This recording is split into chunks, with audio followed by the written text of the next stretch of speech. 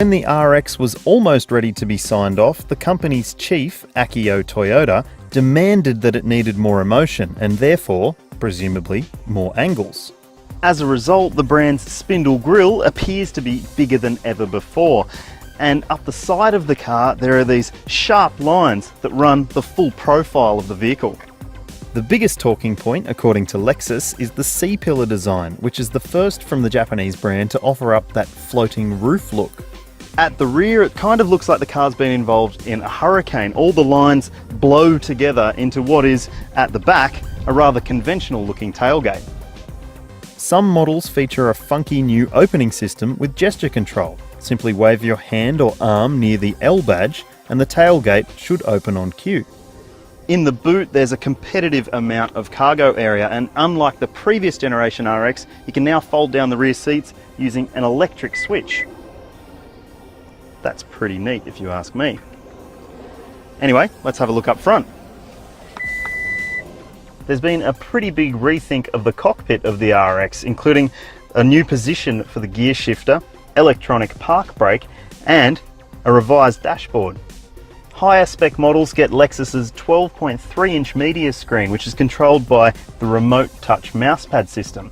And behind that, there's a drive mode selector, which you can choose different modes for the engine, steering, and in models equipped with the technology, the suspension.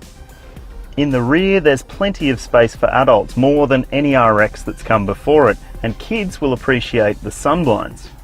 Alright, let's find out what it's like to drive.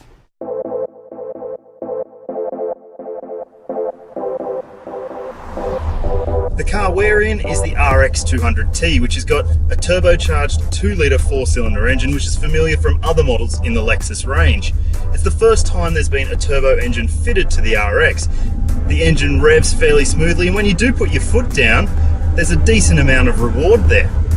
It's teamed to a 6-speed automatic, and in Australia it'll be offered with front-wheel drive only. In other markets, there's all-wheel drive as an option.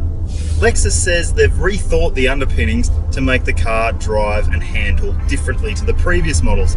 Now, it does that to an extent. It's still quite rolly through corners, and although they've stiffened up the underpinnings to make it feel a little bit more car-like, it's not necessarily going to set any dynamic benchmarks, considering there's cars in the market such as the BMW X5.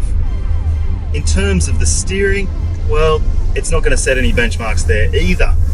That said, the car does ride quite nicely, and considering that all cars will be offered with 20-inch wheels, that's a testament to the effort that's been put in to make it comfortable.